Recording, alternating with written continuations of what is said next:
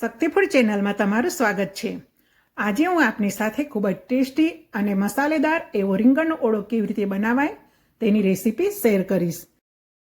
રીંગણનો ઓળો બનાવવા માટે આપણે આ રીતે જે રીંગણ આવે છે તે લેવાના છે। તો મેં એક રીંગણ લીધું છે।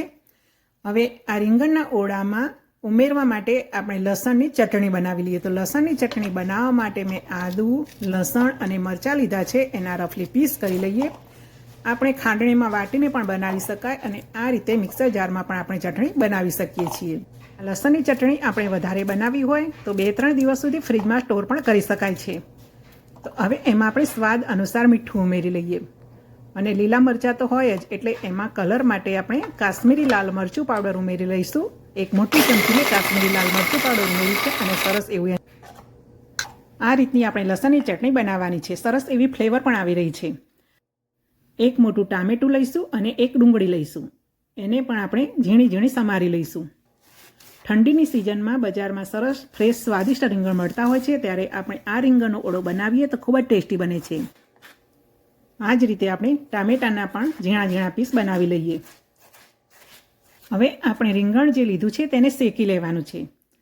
તો રીંગણમાં આ રીતે નાઈફ વડે કાપા પાડી દઈશું જેથી રીંગણ અંદર સુધી સરસ શેકાઈ જાય। અને જ્યારે આ રીંગણ શેકીએ ત્યારે એમાંથી પાણી પણ છૂટતું હોય છે। તો ગેસ ગંદો ન થાય એના માટે આવી એક જાળી પણ મૂકી શકીએ છીએ। જો જાળી ન હોય તો ગેસ ઉપર મૂકીને પણ આપણે રીંગણ શેકી શકીએ છીએ। રીંગણને આ રીતે ફેરવતા જઈશું અને એને ચારે બાજુથી સરસ એવું શેકી લઈશું। હવે રીંગણ વધારે ગરમ થઈ ગયું છે તો હું એને ચમચા વડે આ રીતે ઊભું મૂકીને શેકી લઈશ જેથી નીચે પણ સરસ શેકાઈ જશે। આ રીતે ફેરવતા જઈશું અને રીંગણને સરસ એવું શેકી લઈશું। જો એમાંથી પાણી પણ પડવા માંડ્યું છે। રીંગણની છાલ આ રીતે ખુલવા માંડે ત્યાં સુધી આપણે રીંગણને શેકવાનું છે। હવે એને થોડું થોડું વોર્મ હોય ત્યારે એની છાલ આપણે કાઢી લઈશું કેમ કે રીંગણ વોર્મ હોય તો સરસ એવો એનો પલ્પ બનીને તૈયાર થાય છે। રીંગણને શેકતા પહેલાં જ્યારે આપણે કાપા પાડીશું ત્યારે ચેક કરી લઈશું કે રીંગણ અંદર બગડેલું નથી ને, અને જ્યારે શેકાયા પછી કટ કરીશું ત્યારે પણ આપણે ચેક કરી લઈશું। હવે એના રફલી પીસ કરી લઈશું અને મેસર વડે પછી સરસ એવું એને મેશ કરી લેવાનું છે। તો જુઓ સરસ એવો રીંગણનો પલ્પ તૈયાર થઈ ગયો છે। હવે આપણે થોડો હાથ વડે પણ મેશ કરી લઈએ જેથી જો મોટો પીસ રહી ગયો હશે તો તે પણ ભાગી જશે। રીંગણનો પલ્પ અત્યારે લુકમાં બેસ્ટ નથી લાગતો પરંતુ જ્યારે ઓળો બની જશે પછી સરસ લુક એનું આવી જશે। વઘાર કરવા માટે ગેસ પર કડાઈ મૂકી દઈએ અને એમાં 2 મોટા ચમચા તેલ ઉમેરી લઈએ। તેલ ગરમ થાય એટલે 1 ચમચી રાઈ, 1 ચમચી જીરું સરસ તતળી જાય પછી તેમાં 5 થી 6 જેવા લવિંગ ઉમેરી દઈએ, થોડા મીઠા લીમડાના પાન, ચપટી હિંગ ઉમેરી દઈએ અને હવે એમાં ઝીણી સમારેલી ડુંગળી ઉમેરીને ડુંગળીનો કલર બદલાય ત્યાં સુધી સરસ સાંતળી લઈએ। કડાઈનું ઢાંકણ બંધ કરીને ડુંગળીને થોડીવાર માટે કૂક પણ થવા દઈએ। જો હવે થોડી જ વારમાં ડુંગળી કૂક થઈ જાય છે। હવે એમાં આપણે લસણ મરચાંની ચટણી બનાવી છે તે ઉમેરી લઈએ। આ લસણ મરચાંની ચટણી ઉમેરવાથી આપણો ઓળો ખૂબ જ સ્વાદિષ્ટ બનશે અને ફ્લેવર પણ ખૂબ સરસ આવે છે।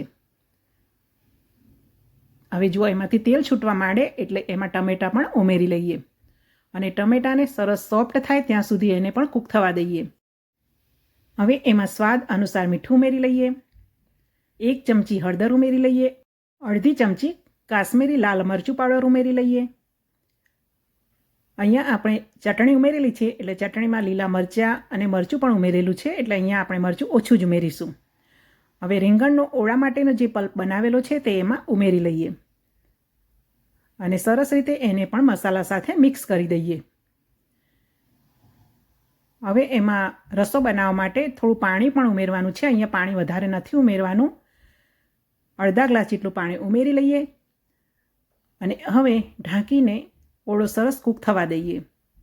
વચ્ચે વચ્ચે ચેક પણ કરતા રહીશું। જુઓ આપણો ઓળો થોડો થોડો કૂક થવા માંડ્યો છે। તેલ થોડું થોડું છૂટું પડવા માંડ્યું છે। હજુ પણ એને ઢાંકણ ઢાંકીને 2 મિનિટ માટે સરસ કૂક થવા દઈએ। હવે 2 મિનિટ પછી આપણે જોઈએ તો જુઓ આ રીતે સરસ તેલ છૂટું પડતું દેખાય એટલે એમાં આપણે સિંગનો દળદળો ભૂક્કો ઉમેરવાનો છે। હવે એમાં થોડા લીલા ધાણા પણ ઉમેરી લઈએ।